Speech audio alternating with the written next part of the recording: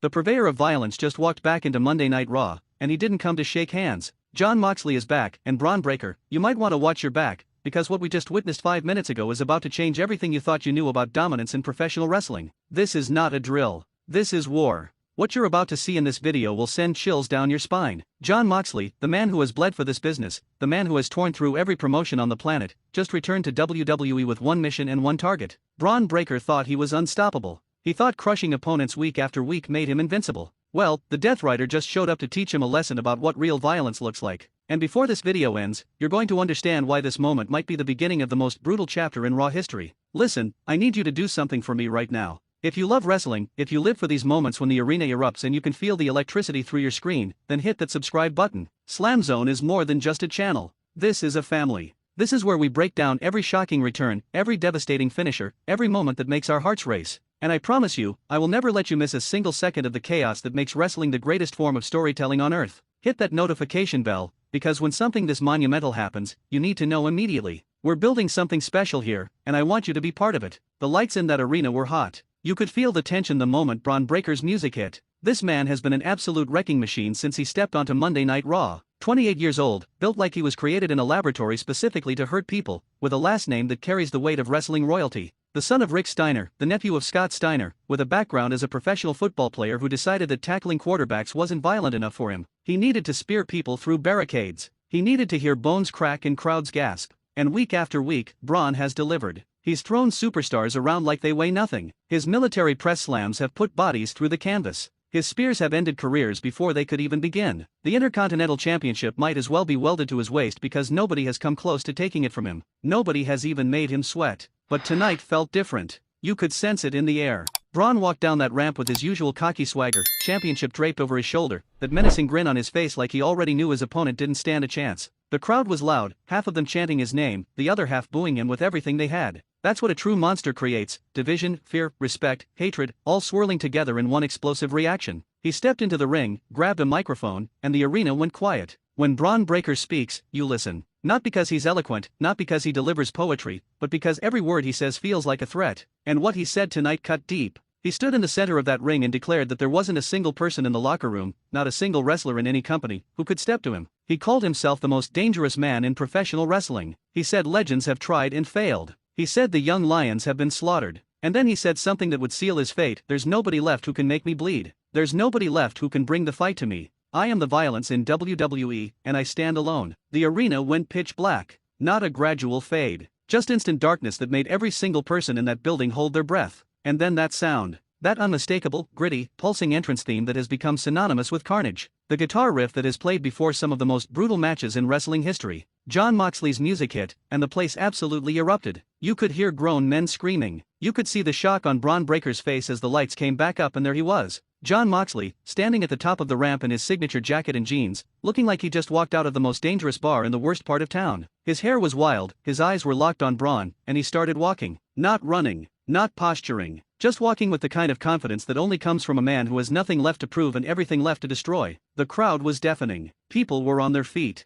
Cameras were flashing. And Bron Breakker, for the first time in months, looked like he didn't know what to do. His grip tightened on that microphone. His jaw clenched. You could see him trying to calculate, trying to process what was happening. Because Jon Moxley isn't just another challenger. He's not just another name on the list. He's a force of nature wrapped in human skin. Let me tell you who just walked into Bron Breakker's world. Jon Moxley is a man who has redefined what it means to be hardcore. He started in the most violent bingo halls and high school gyms, bleeding for 50 people just to perfect his craft. He became Dean Ambrose in WWE and won every championship they put in front of him. He was part of the Shield, arguably the most dominant faction in modern wrestling history. But that wasn't enough. That couldn't contain him. So he left. He walked away from the biggest wrestling company on the planet to prove he didn't need their machine. He went to New Japan and had wars with the best strong-style fighters in the world. He went to AEW and became their world champion, defending that title in exploding barbed wire matches, in unsanctioned street fights, in contests so violent that medical staff had to be on standby. He's wrestled with staph infections. He's had stitches ripped open mid-match and kept fighting. He's been dropped on his head, thrown through glass, and beaten with every object imaginable, and he always gets back up.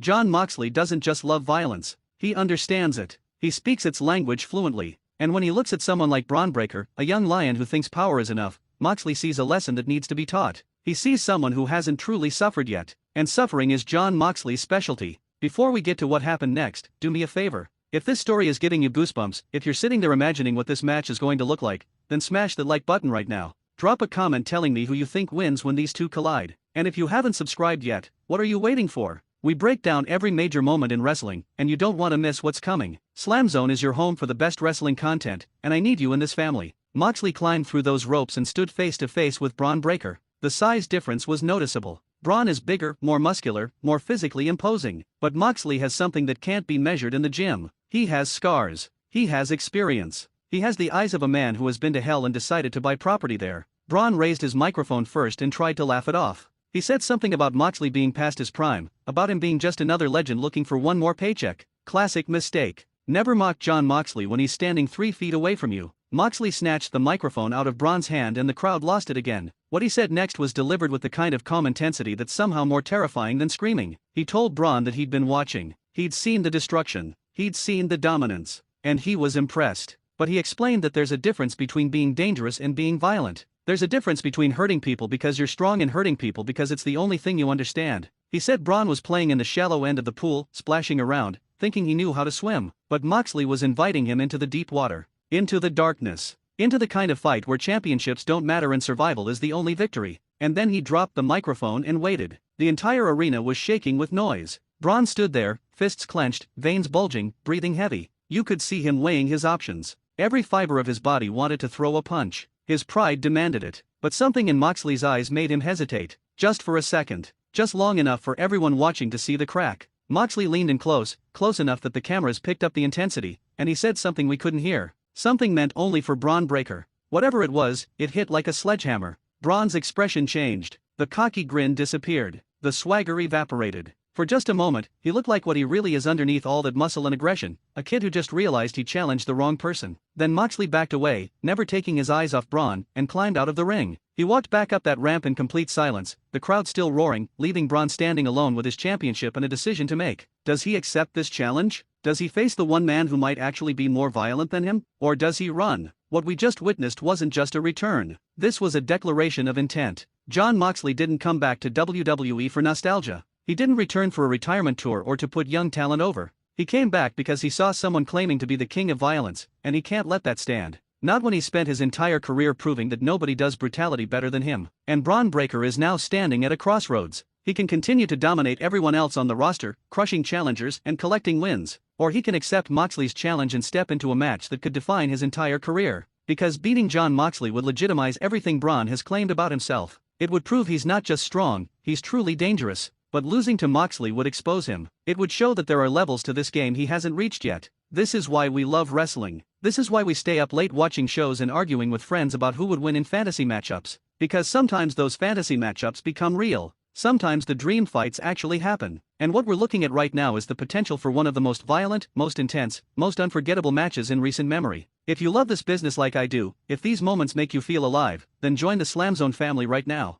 Subscribe, turn on notifications, and let's experience every second of this journey together. Comment below and tell me how you think this war ends when these two finally collide. Jon Moxley is back. Bron Breakker has been warned. And somewhere in WWE headquarters, people are already planning what might be the most brutal match of the year. This isn't about championships anymore. This isn't about rankings or wins and losses. This is about pride. This is about legacy. This is about two men who believe they are the embodiment of violence, and only one can be right. The question isn't if they're going to fight. The question is how much carnage we're about to witness when they do. Stay locked into Slam Zone because we'll be breaking down every single development as this story unfolds. This is where legends are made and monsters are exposed. And you just witnessed the beginning of something absolutely brutal. I'll see you in the next one, and remember, in the world of Jon Moxley and Bron Breakker, violence isn't just an option. It's the only language they speak fluently.